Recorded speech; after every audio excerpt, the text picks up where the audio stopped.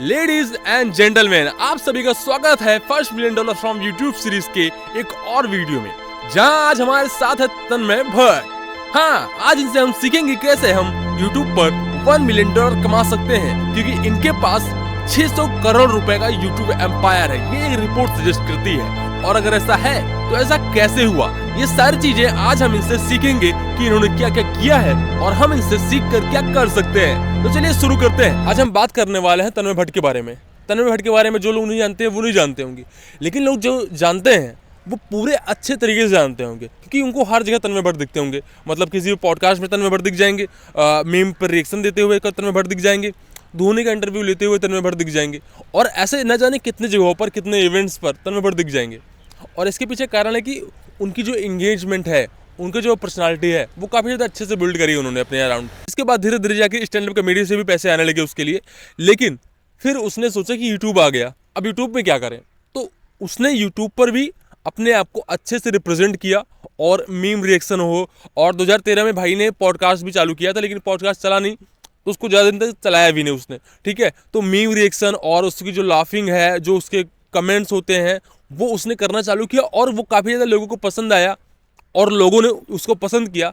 और ऐसा इसलिए क्योंकि उसने अपने कंटेंट में अलग अलग जगहों पर वैरायटी दी है, अलग अलग जगहों पर लोगों को देखा है कि लोग क्या पसंद कर रहे हैं, लोगों को क्या चाहिए और मैं क्या दे सकता हूँ। इस चीज़ को उसने काफ़ी ज़्यादा कंबाइंड किया हुआ है, और यही वजह है कि आज तक वो रिलेवेंट है। मतलब उसके हर वीडियोस में 2 मिलियन 3 मिलियन ऐसे व्यूज़ आते हैं, जो कि अगर आप सोचे कि कोई बंदा तब यूट्यूबर बना जब यूट्यूब आया था 2011-12 में, और तब से लेके आज तक वो रिलेवेंट है, लोगों को पसंद आ रहा है, अलग अलग जनरेशन के लोगों को एंटरटेन किया है उसने। तो सोचो कि कितना ज़्यादा उसके अंदर क्रिएटिविटी है, वो कितना ज़्यादा एंगेजिंग है कि वो अपने कंटेंट के थ्रू आपके जो बड़े भाई हैं जिनकी उम्र 40 साल है उनको भी एंटरटेन किया है, और आपकी उम्र अगर आप 20 साल के हैं तब भी वो आपको एंटरटेन कर रहा है किसी न किसी तरीके से, किसी न किसी वे में। तो सोचो कि उससे कितनी ज़्यादा चीज़ें हम सीख सकते हैं कि हमें टाइम के साथ में हमें चलना लेके है कि हाँ, अगर कोई व्यक्ति इस उम्र में है, उसको इस एज में कौन सा कंटेंट हम दे सकते हैं कि उसको पसंद आए वो चीज़। अगर मैं देखूँ कि तन्मय भट्ट ने क्या क्या किया है, तो उन्होंने बहुत सारी चीज़ें करी हैं।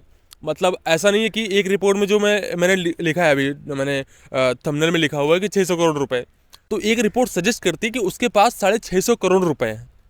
और ऐसा इसलिए है कि उसने न सिर्फ उसने ऐसे कंटेंट क्रिएटर काम किया है, बल्कि एज ए इन्वेस्टर भी काम किया, और करीब 12 से 15 कंपनियों में उसने इन्वेस्टमेंट किया हुआ है, जो कि कंटेंट क्रिएशन के थ्रू है, या फिर और किसी न किसी तरीके से इन्वॉल्व रहा है वो उन चीज़ों में। तो उसकी जो नेटवर्थ है, उनमें जो शेयर्स हैं, उसके अराउंड जो बनता है अर्निंग, वो चीज़ें उसमें काउंट करी गई हैं 650 करोड़ रुपए में। लेकिन ये चीज़ सच है कि उसने कंटेंट क्रिएशन किया है, साथ में कई सारे ब्रांड्स में इन्वेस्टमेंट किया है पैसे को। तो यूट्यूब सिर्फ एक ऐसा जरिया नहीं है कि हाँ आप आके लोगों को एंटरटेन करते हैं, पैसे कमा सकते हैं, नहीं।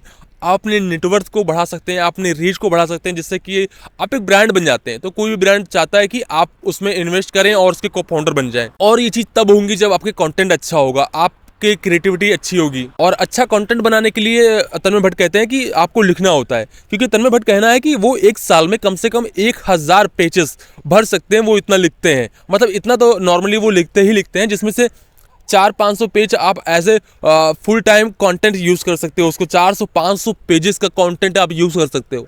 तो सोचो कि वो 10 साल से लगातार, 10 से 15 सालों से वो लगातार लिखते आ रहे हैं कंटेंट को, तो उनको आइडिया है कि क्या लोगों को पसंद आएगा, क्या लोगों को पसंद नहीं आएगा। तो इस चीज़ से हम ये भी सीख सकते हैं कि हमें क्या करना है। हम अगर किसी चीज़ को लिखते हैं, कोई चीज़ बनाना चाहते हैं, तो हमें उसको पहले लिखना होगा कि लोगों को कैसे पसंद आएगा, नहीं पसंद आएगा, तो उस चीज़ को हम अच्छे से रिप्रेजेंट कर पाएंगे।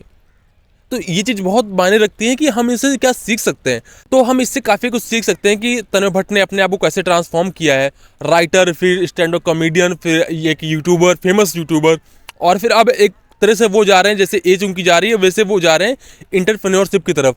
वो बहुत सारी कंपनियों में इन्वेस्ट किया उन्होंने, तो उनको भी वो गाइड करेंगे, और उनकी ब्रांडिंग के लिए जो सोशल मीडिया का यूज़ होगा वो उनसे अच्छा कोई नहीं कर सकता किसी भी ब्रांड के लिए, तो वो उन चीज़ों में आगे जाके काम करेंगे। तो उन्होंने कंटेंट क्रिएशन के थ्रू अपने लाइफ को सेव किया है। और ऐसा नहीं है कि बहुत सारे लोग कहते हैं कि अगर आप कंटेंट क्रिएशन करते हो तो आपको पता नहीं होता कि आपका फ्यूचर कैसा होगा, आप आगे जाके कहाँ पर एंड करोगे, आपका जब एंड होगा तो वहाँ पर आपके पास इतने पैसे होंगे कि नहीं होंगे, उसके बाद क्या होगा, आपका पूरा करियर बर्बाद हो सकता है। लेकिन ऐसा नहीं है। मतलब ऐसे बहुत सारे कंपनीज में अगर आप इन्वेस्टमेंट कर देते हो इतने पैसे कमाने के बाद सोशल मीडिया से, तो आपका करियर कहीं ना कहीं तो सेफ हो जाता है ना। तो उस तरीके से हम सीख सकते हैं कि हमारा वीडियो बनाने का मकसद सिर्फ ये नहीं है कि हम पैसे कमाएं, हम इस पैसे को और भी अच्छे तरीके से यूज़ कर सकते हैं कि हम इस पैसे से कैसे और अपनी अर्निंग को बढ़ा सकते हैं, जैसे ब्रांड चालू कर सकते हैं या फिर किसी ब्रांड में इन्वेस्टमेंट कर सकते हैं। तो ये बहुत मायने रखता है। इसके अलावा कंटेंट क्रिएशन सिर्फ और सिर्फ आप हमारे लिए, और इसके अलावा कंटेंट क्रिएशन को बनाते हुए अभी सिर्फ 1 दशक हुआ है, मतलब 10 साल हुए हैं। इससे पहले इतने ज़्यादा लोग कंटेंट बनाते नहीं थे और ये लगातार चलने वाला है। मतलब आगे अभी सोचो कि इससे ज़्यादा कोई चीज़ नहीं चलेगी। ये पूरा फुल टाइम प्रोफेशन है और बड़ी बड़ी कंपनियां हायरिंग करती हैं लोगों को जो कि क्रिएटिव होते हैं, जैसे सोशल मीडिया जो पेजेस रन कर रहे हो उनको हायर करती हैं, जो कि यूट्यूबर है या फिर वीडियो एडिट करते हैं या फिर कॉपी राइटिंग करते हैं, उनको हायर कर रही हैं। तो इसके थ्रू एक फुल टाइम करियर आप बना सकते हैं। तो अगर आप कंटेंट नहीं बनाते तो आपको बनाना चालू कर देना चाहिए, क्योंकि इससे आप काफ़ी ज़्यादा चीज़ें सीख सकते हैं और इसके थ्रू आप पूरे फुल टाइम अर्निंग कर सकते हैं।